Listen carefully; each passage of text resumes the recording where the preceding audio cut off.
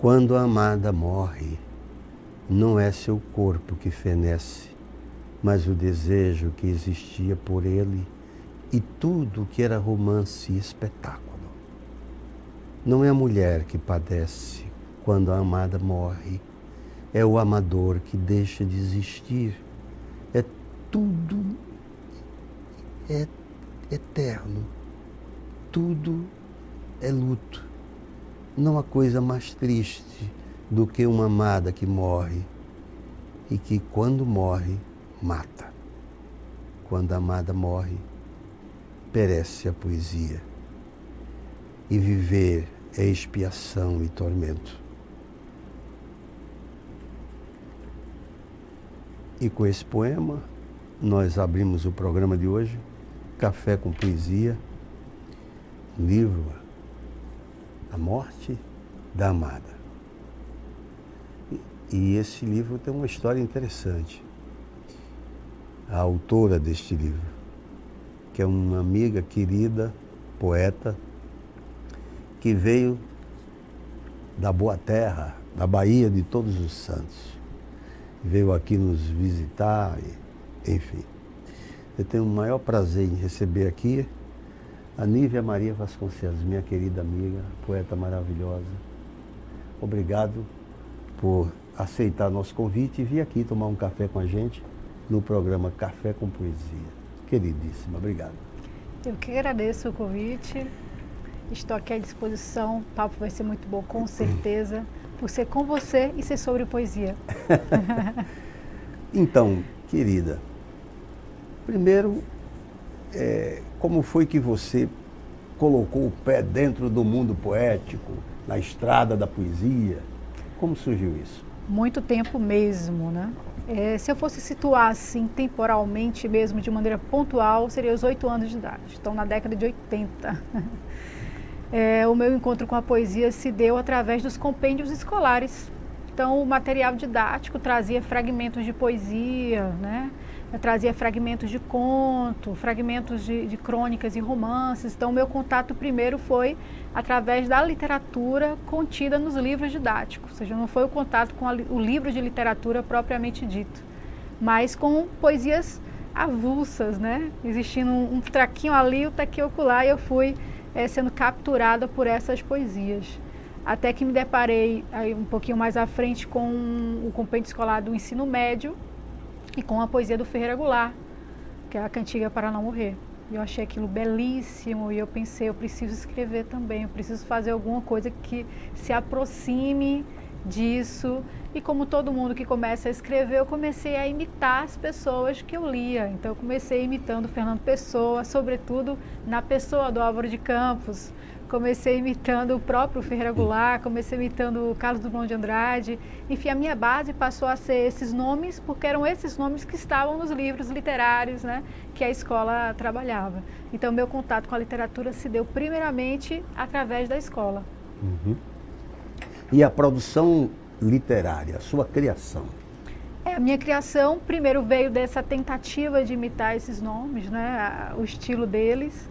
E depois foi caminhando para a construção de estilo próprio. Uhum. A partir dos 14 anos já escrevia, então de uma maneira bastante instintiva, sem conhecer tecnicamente os nomes, né? Então não diferia ainda, eu estou fazendo uma crônica, não tinha noção ainda da divisão de gêneros de maneira muito específica, nem sequer sabia se o que eu estava fazendo poderia realmente receber o nome de poesia, mas continuava compondo.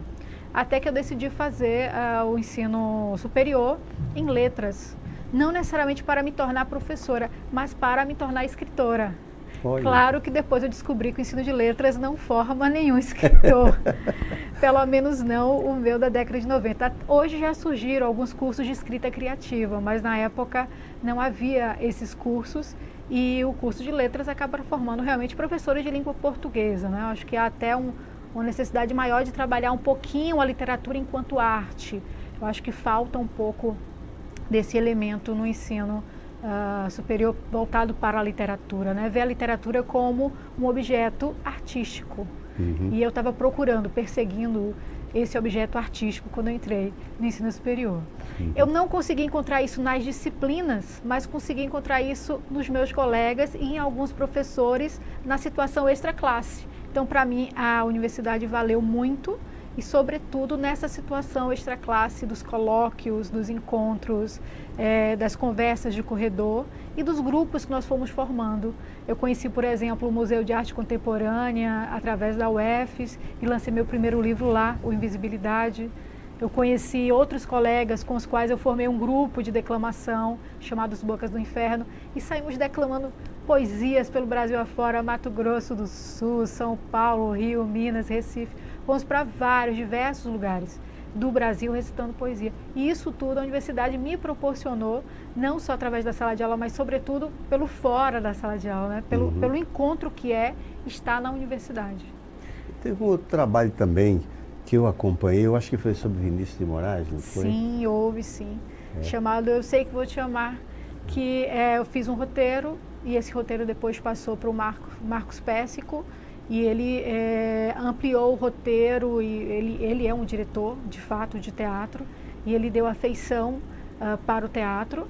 Então nós fizemos uma coprodução ali do roteiro e nós convidamos alguns músicos de Feira de Santana para fazer o show. Era um especial só com letras e poemas do Vinícius, com muita gente boa lá de Feira de Santana, que é a minha terra natal, o Paulo Akenaton, o Galo, que é o baterista, a Carla Dias, uma cantora exemplar, Lucifrance Castro, que é uma ótima declamadora.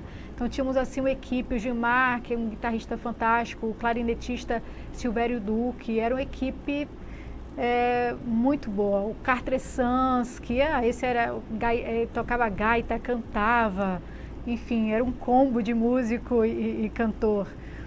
Então muita gente boa de Feira de Santana se reuniu com o apoio da CDL, com a Câmara dos Gerentes Lojistas lá de Feira de Santana, que financiou, patrocinou todo esse show pra gente. Foram 2 temporadas de casa lotada e foi um momento muito bom.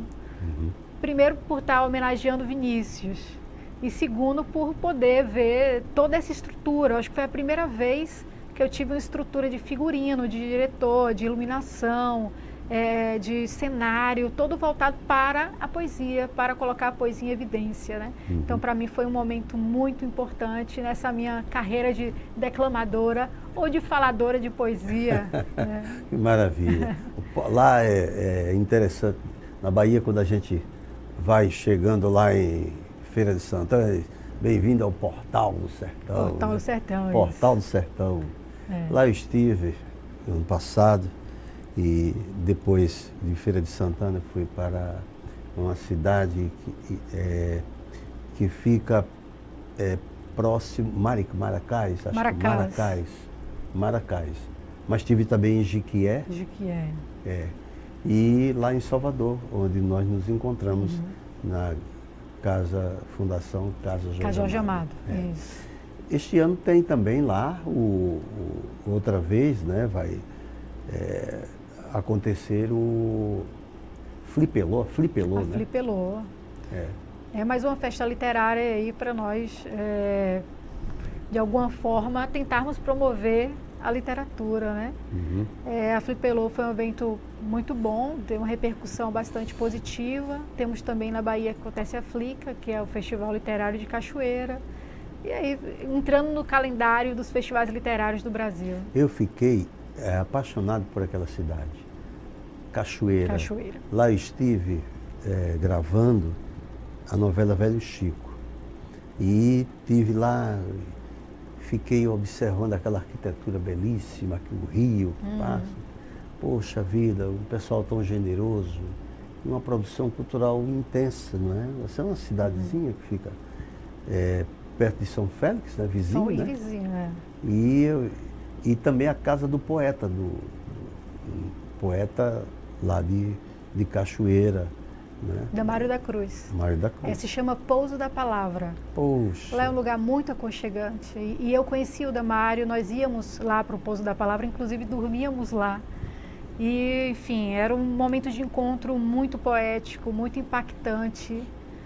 Ter conhecido o Damário para mim também foi muito importante. E ele transformou aquela casa num lugar especial, tão quanto ele era também especial, né? E a cidade também, uma cidade muito especial. A gente chega lá e ela traz para a gente o impacto da história que ela carrega nas costas, né? A gente consegue sentir algo de diferente ali, quando chega em Cachoeira. Eu sou louco pela Bahia, gosto muito da Bahia. Se não tivesse essa paixão tão louca aqui por Alagoas, eu ia embora morar na Bahia. Eu gosto muito de lá, me identifico muito com o povo baiano, com vocês lá da Bahia. Tenho saudades imensas, pretendo retornar lá o mais breve possível. Uma coisa interessante, você mergulhou também na obra do Jorge de Lima, não foi? Mergulhei no Calunga. Calunga. Para fazer primeiramente foi para fazer um trabalho acadêmico, aí depois eu já tinha mergulhado no Invenção de Orfeu, mas mergulhei no Calunga para fazer um trabalho acadêmico especificamente e acabei conhecendo um aspecto do Jorge de Lima que eu não conhecia, que era o Jorge prosador, né? Porque apesar de eu também trabalhar com contos, é muito mais difícil eu me identificar enquanto contista. Eu tenho um livro de contos e tal, produzo contos, crônicas. Até me aventurei num romance recentemente. Ganhei até um prêmio lá em Salvador chamado Selo João Baldo Ribeiro.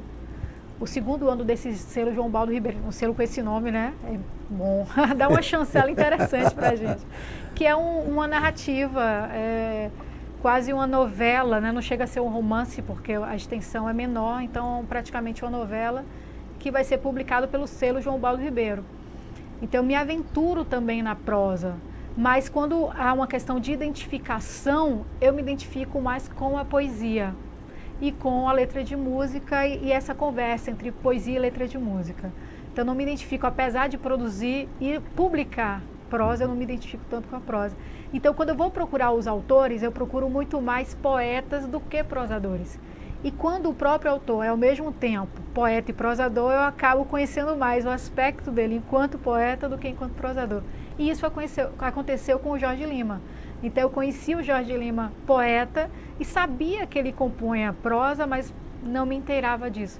Até ler o Calunga e ficar assim, boba, porque adorei o texto de Calunga e fiz uma relação do Calunga com o Jorge Amado. E apresentei no colóquio Jorge Amado, que acontece em Salvador. Uhum. É muito interessante porque você está aqui na terra do Jorge, boa parte da obra do Jorge, ele inspirou-se aqui nessa terra, onde ele viveu. E essa região do Calunga ainda existe, inclusive existe em Marechal Deodoro, na região de Marechal Deodoro, da Lagoa Manguaba. Lá tem essa região onde Jorge inspirou-se para escrever o Calunga. Era uma boa oportunidade de conhecer. De conhecer. É pertinho aqui, uma cidade muito bonita, muito acolhedora também, não é? E eu achei muito interessante esse mergulho. A gente até andou conversando sobre o Lula Bernardo, não Sim. foi? Personagem magnífico da obra. Eu já estou também aqui, abrindo um parênteses aqui, mergulhando nessa obra para levar para o teatro. Já até te falei sobre isso. Sim. Mergulhando e tal.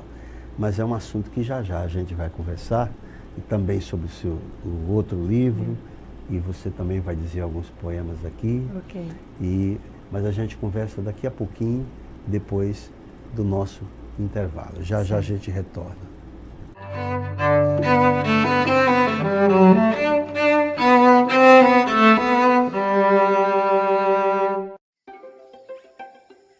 Como brasileiro, eu me sinto responsável pela preservação dessa riqueza natural.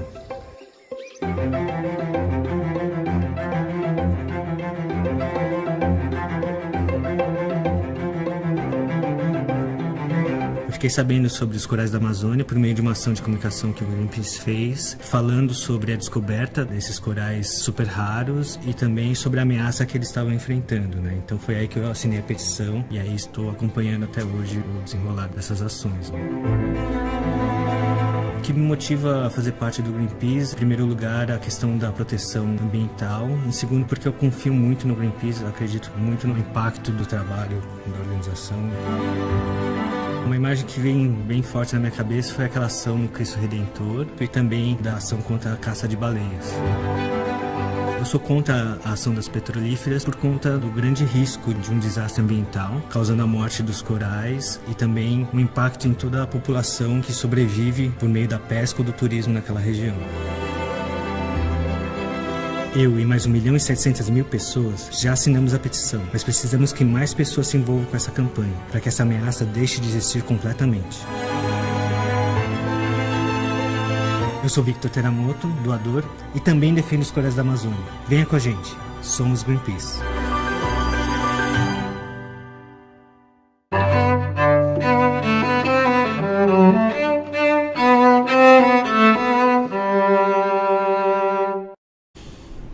Voltando então ao programa Café com Poesia, conversando com Nívia Maria Vasconcelos, minha querida amiga da Bahia. Oh, Bahia. Terra boa. Terra boa. Bahia do Caim. Ave Maria. Bahia do nosso querido Jorge Amado, não é? Muita gente boa por lá. Muita gente boa. Castro Alves. Já participei de 3 vezes do concurso, festival de declamação Antônio Frederico de Castro Alves. Acontece sempre durante o período da Semana da Poesia, 14 de março, em homenagem a Castro Alves. E aí você tem que declamar um poema de Castro Alves. Eu participei 3 vezes. Cheguei a ser premiada por esse festival, bem interessante. Alguma coisa, a gente tá aí falando de Caim, de Caetano, do Gil e tal, enfim, Capinã anda por lá ainda, né? Anda. A gente foi semana, tem um mês eu acho, a gente foi lá para um restaurante no Pelourinho e lá estava Capinã no restaurante. Tá lá, tá por lá, tá pela Bahia. Eita, o Jackson Costa, meu amigo, ator, lá também da Bahia. Zé Inácio que está morando para lá. Enfim. Bom, você falou da poesia e música, não foi? Foi. Então, e como é essa relação? Você faz uma distinção de compositora com poeta? Esse é um terreno bastante polêmico e controverso, né? Existem muitos debates dentro do próprio campo da literatura sobre isso, né? Então, algumas pessoas partem do pressuposto de que não há distinção, outras afirmam que há uma distinção. O que eu penso, dentro de meu processo de composição, há uma distinção e há uma semelhança. O meu processo, quando eu faço o poema e o poema é musicado, o procedimento é diferente de quando eu faço uma letra para uma música que já existe. Então eu sinto que há uma diferença na técnica aplicada.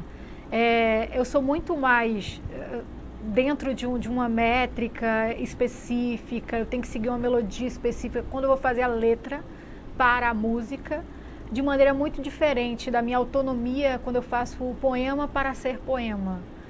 Mas não sei se isso determinaria uma diferença entre os dois gêneros. Eu acho que eu reduzo a discussão à seguinte constatação: existem muitos letristas que são poetas. Entendi. E existem poetas que são letristas, mas existem poetas que só são poetas e letristas que só são letristas.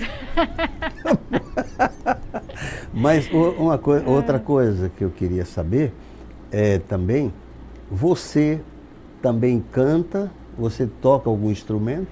Eu faço efeitos percussivos, eu tenho um grupo chamado Música e Poesia. Sou eu, Daiane Sampaio e Cid Fiuza. E aí eu faço as declamações e alguns backs, vocals, mas muito raramente. O que eu faço mais são as declamações e os efeitos percussivos. Então eu uso o pau de chuva, os eggs, né? Então eu faço algumas intervenções percussivas. Entendi. Mas eu não sou musicista. Quem é musicista é o Cid, que toca o violão e guitarra, ele toca guitarra muito bem. E Dai, que toca o pandeiro, o violão, toca o carrom, toca que é a panderola, eu toco panderola também, mas pontualmente. Enfim, então ela é multi-instrumentista e Cid o guitarrista, ela canta, Cid faz alguns backs e eu faço a parte poética. Agora, primeiro, quando você está compondo, vamos falar da letra.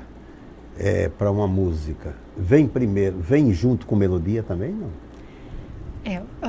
Quando eu faço o poema, né, é quando vem só o poema. Quando é a letra, ela vem junto de uma certa melodia, ela já vem para ser uma... É isso, é o inexplicável. Eu acho que dentro da composição, por mais que a gente busque objetivar, né, por mais que até eu sou uma acadêmica, né, então eu estudo academicamente a poesia, então eu procuro a poesia também tecnicamente, eu procuro entender cientificamente a coisa, né, o autor, o campo literário, mas enquanto poeta eu vou dizer para você que existe o imponderável da coisa, e realmente esse imponderável pode ser algo que ative, eu chamo de disparador, né, então vai ter um disparador que vai me levar a compor o texto. Então, é algo sobre o qual eu não tenho um determinado controle. Eu posso compor em uma semana um livro e posso levar 1, 2 anos sem compor um verso, né? Para você ver que está dentro do imponderável, no sentido de que eu não tenho um controle sobre isso. Como não tenho controle também se eu quero escrever o poema ou se eu quero escrever a letra de música. O que acontece é que quando eu escrevo um poema, geralmente ele vem só poema, ou seja, só palavra. E quando eu escrevo a letra de música, ele vem com uma certa musicalidade própria, que já me leva a uma melodia. E aí eu faço, como eu não toco nenhum instrumento, né, melódico, nem harmônico, só percussivo, aí eu faço algo com a boca, que é terrível, mas os músicos que me acompanham, Daiane, Cid Fiuza, o Paulo Akhenaton, são músicos com quem eu componho, eles me entendem, né? Por exemplo, uma música que eu fiz em Feira de Santana, chamado Tu És Minha Alma. Aí eu eu componho assim. E aí saio colocando acaba de dia sem movimento, as alegrias. E aí eu vou compondo dessa forma, né? Então fazendo uma melodia mental e tentando sofejar a melodia em alguma medida. É uma maneira muito particular e nem um pouco profissional de compor, mas vem dando certo. Quer dizer, primeiro vem então, aí nesse caso viria primeiro a música. Uma musicalidade, né? Aí eu, peraí. Aí cabe uma letra. Cabe uma letra aí e vou e componho, né? Uhum. Eu falo assim, não é um samba, não é uma bossa, não, tal. Às vezes eu não acerto, às vezes eu vou lá solfejo e Cid que musica, o Paulo, o Dai, ela pega e muda. Uma vez eu fiz um samba, era uma balada, né? Eles transformaram em balada. O Paulo transformou em balada. Esse Tu És Minha Alma, daí pegou e lapidou depois um pouco mais a melodia. Uhum. Então, como eu não sou musicista, eles vão lá e fazem um trabalho mais musical, né? O acabamento musical do texto. Mas eu acho que a parte principal é essa. Quando eu faço a letra, ela vem junto de uma certa melodia, ou então já me deram essa melodia e eu vou tentar encaixar uma. Tem uma música que a gente está tentando fazer, eu e Daiane Sampaio, que se chama Linda, o nome da música, que a gente está tentando colocar, eu estou tentando até hoje encaixar o resto da letra, porque está lá a música enquanto parte instrumental e a melodia está lá toda posta, mas ela está sem letra, então até o momento ela é instrumental. E eu estou colocando a letra. Então vai passando o tempo, eu vou colocando mais um verso aqui, um verso acolá. Para mim é muito mais difícil fazer letra em cima de uma melodia já pronta do que construir uma melodia e fazer uma letra junto. Eu acho fantástico isso, esse processo criativo, né?